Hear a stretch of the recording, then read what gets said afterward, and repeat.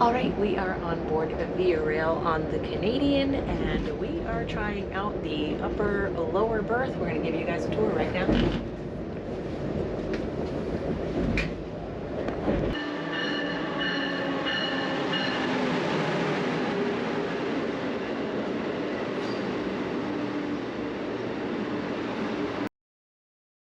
You'll find the upper and lower berth at the end of each sleeper car. They're only located at the end of the car, and there are 3 upper lower berth areas in this part of each sleeper car. Now we were in upper lower berth number 3, so it's the one that's on the end on its own, and you can see you have access to the fan and your light switches, the hooks. Of course, you both have access to the window during the daytime. The benches face each other, so you would be facing your partner that's in the upper bunk, or if you're in the lower, you're facing your partner. And you each have your attendant button during the daytime as well. Those are exposed, and you've both got views right out the window.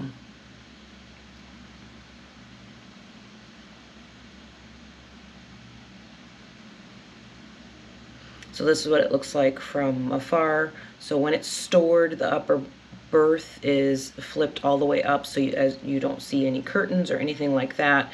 And this is basically the space here. You can see there's not a ton of space for storage. You can basically only store things underneath the seats during the day and a little bit during the night. So let's take a look at what it looks like during the night. This is the curtain, and this is the only thing between you and the hallway. So you've got those snaps. You can snap your curtain together for full privacy, and it's a nice thick curtain so people can't see through it. And this is the back here of the seat. This little pocket is great for storing your phone, glasses, things like that, but the top part of the seat is flipped up, and you can use it as a bench for storing your bags. And I used the little hook to keep it from flipping off while it was, as the train car was moving while we were traveling. I didn't want that bag to fall on me while I was asleep, so I put it on the top part of the bench area here. Now the downstairs, you have access to the window in the lower berth, and you have a nice shade that you can pull down. One thing I didn't like about it is that the shade wasn't really thick, so it wasn't super darkening. It is obviously dark at night, but as soon as it gets light outside, you can start to see that fairly quickly. So you see these attendant buttons. Again, you can see these. You have access to them during the day and at night as well. And then this is what the seat looks like during the day. It's flipped down, and on the other side you saw it was flipped up to use as a storage area at night for your things that you can't fit underneath the seat. Again, you don't have a ton of space down there when the beds are made up, so just keep that in mind with how much stuff you bring. And again, the fan you have access to, which is really nice to have this for a little bit of air circulation, because you just have this little cubby area when you're in the upper or lower berth. So it's nice to be able to access the fan and have a little bit of airflow. It's a nice wide area. It's probably about the size of a twin size bed, a typical twin size bed. And that's kind of what the armrest looks like there. So let's take a look at the upstairs where Rob is.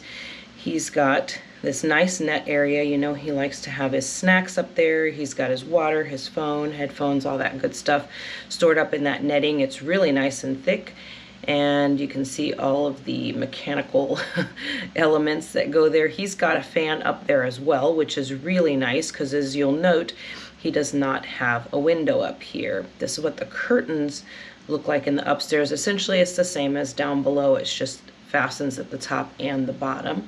There's a fan on both sides, and he also has a nice pocket there if he has more stuff to store. So there's a ton of storage space in the upper bunk as well as the lower. There's lots of places to put things. They gave us a nice little chocolate when we got on, which we may or may not have consumed right away. And then you've got all of your towels, and you've got a washcloth and a hand towel, and then you have these regular bath towels, which are really hard to get out of the bag with one hand, and Rob's doing a pretty good job here getting that out. But you've got a bag of those. If you should need more, then you can probably ask your attendant. You get a little bar of soap that you can reuse if you like, but you do get 2 bath towels per person. So that's actually quite a lot, I think, for the long ride, if you're going to be on for all the days all the way across. Rob's going to show you here now the headroom. So he's sitting up. Look at how much space there is still with him sitting straight up. Quite a bit of space up there as well. As you can see in the middle, there's a little bit less just because that bar is there, but the rest of it, he's got a couple inches of extra space. It's nice and long too. So you've got a nice length there. It doesn't feel like you're kind of stuck. There's lots of room to move and lots of room to store things. You can turn that light on and off on both sides of the upper berth as well. And then you've got your ladder right outside the door there. And like I said, we're in number 3, so we're right across from the wall. We're not across from another person. 1 and 2 face each other, and they are across from other people. So there's 2 ladders, 1 on each side. On the number 3 where we are, there's only 1 ladder. And the curtains, they are a little bit hard to slide open and shut. You kind of have to forcefully do it, but I do love that they are nice and thick, and they do have these snaps. So if people walk by and just kind of, you know, graze them or whatever, they won't come open if you have them sealed shut. So let's take a look at the bathroom situation. So there is a men's bathroom and a women's bathroom, and they are actually quite different. So let's take a look at the ladies' bathroom first. Don't forget to lock the door always. There is an attendant button in here. It is not marked as attendant button, but I'm pretty sure that that's what that button was. I didn't want to hit it to find out. We got 2 hooks here to hang anything, toiletry bag or anything like that while you're in there getting all set up. It's a real nice space where the commode is. It does have this frosted window in there, but it does have that little area that's not frosted, which is kind of odd.